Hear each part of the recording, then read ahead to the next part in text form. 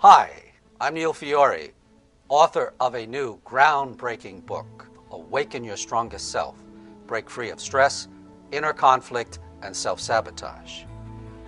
With this four-step process, you get to achieve your goals more rapidly, with less stress, putting an end to self-sabotage, and achieve your goals more effectively, more efficiently, by integrating all parts of you around your higher values and your higher objectives. With the four-step process of Awaken Your Strongest Self, where you are performing at levels far beyond what you've ever done before, and you're doing it easier, faster, and with greater joy and excitement. 1, you've recognized the old patterns. Step 2, you've shifted to the perspective, the role, and the voice of your strongest self. Step 3, you use the 5 tools of your strongest self. And in step 4, you are your strongest self. You are the leader. You are the chairperson. You are able to hear each of those what-if voices, those yes-but voices. All of those parts that typically would have sabotaged you now are part of a strong, integrated team ready to follow your goals and achieve them and help you attain inner peace.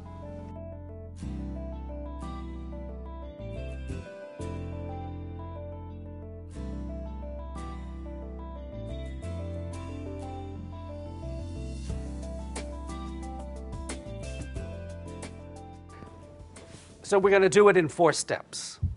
The first, who's in charge of your life? In my book, Awaken Your Strongest Self, I talk about take a week. Take a week to identify your default reactions and your habits. Know what they are. Just observe them, because you're already beginning to awaken that observing self, which will become your strongest self. And we also have beliefs that we don't even know we have. We just take it as the truth. To challenge all of your default reactions. All of your first reactions to stress, to other people, to your boss, to anyone that you consider the enemy or the problem. I'd like you to take a look at it and challenge it. Part 2, we move on to putting your stronger self in the leadership role. This is where we awaken this other part of you that has been watching, by the way, because its main function is to observe. So we want to get into that place that is the observing self, but we want to awaken that self to play its proper leadership role. And third, to reclaim your joyful self by using the 5 qualities. The 5 qualities are based on my interviews and questionnaires with over 100 crisis survivors. I asked them, what did you gain that was positive from this life-threatening diagnosis or experience? Was what can we learn from crisis survivors? And then lastly, later on, we're going to talk about teamwork, operating as an integrated team where all parts of you are following the leadership of your strongest, higher self. I think what I'm going to be most interested in is letting your strongest self be in charge.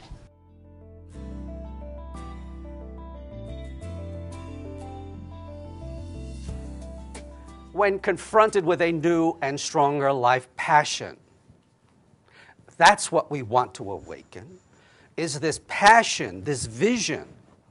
When I'm working with the troops returning from Iraq, and I'm working with Vietnam veterans, they understand this concept of a mission. I'd like you to be able to get there in 2 to 5 seconds. If you practice this week and next week, you'll be able to do that. So when I am in the traffic, you will not see my strongest self in charge. There's a guy inside of me from Jersey City, New Jersey, who says, hey, get out of the way. Come on, move it, right? And even my voice sounds a little bit like from Jersey City, you know? Now that part of me is fighting against the reality, fighting against the traffic. And so I've had to train myself that whenever I begin to tighten against the reality, and I furrow my brow, and I get aggressive in that way, that I can feel that tension and I immediately exhale and let it go. It's out of my hands. I'm only human. I'm not in charge of the traffic or how this person is driving. It's not my job to educate them to get out of the left lane, you see. So you watch when you leave here, you don't want to be with me behind you, beeping my horn and flashing the lights. But hopefully I will be able to exhale and say, it's out of my hands. Obviously someone else decided that these people should be here, not me. But that's a 5-second adjustment. That's one breath.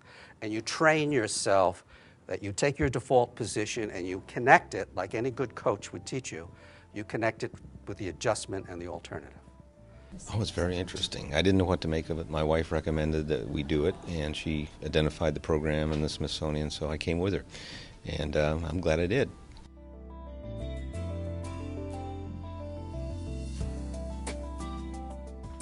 Identify your reactive patterns. Those are the patterns that come up without even thinking. Those are prejudices, those are old habits, those are your favorites. When you operate a computer, the computer gives you your favorites and your defaults, right? Many of you are probably using default settings that were set 20, 30, or 40 years ago. They don't fit your current skills, your intellect, your ability today. You want to identify, how do you motivate people? How do you motivate yourself? How effective are you as a self-leader? Does your self-talk cause rebellion and resistance? All you know is there's danger, there's inner conflict and ambivalence about it, and it's in the future. You have to finish. This is one of the problems with the way in which people set goals. This is why goal setting can be dangerous for people, because the goal is usually in the future. It doesn't tell the workers where to show up. You must tell your mind and body when to start. Not only that, you must tell your mind and body, I am in charge. I am actually choosing to do this work. I choose to start is one way to begin to break procrastination. Just a different way to think about myself. And sort of be challenged again. And so I'm really anxious to get into more of this.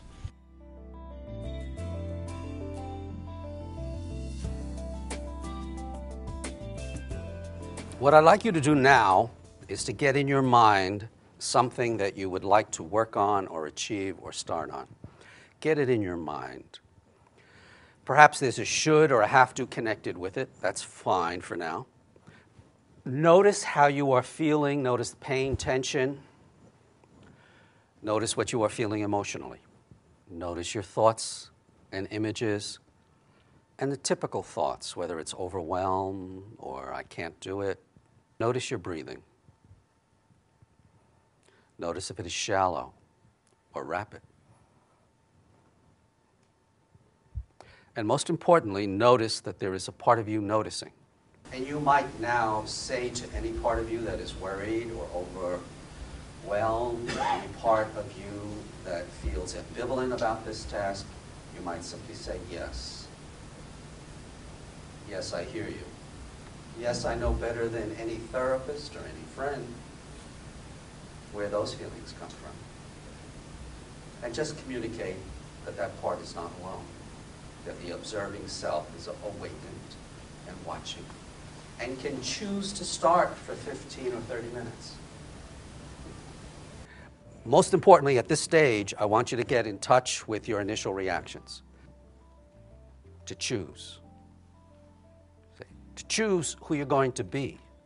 To choose to develop your own self is the most creative act on the planet.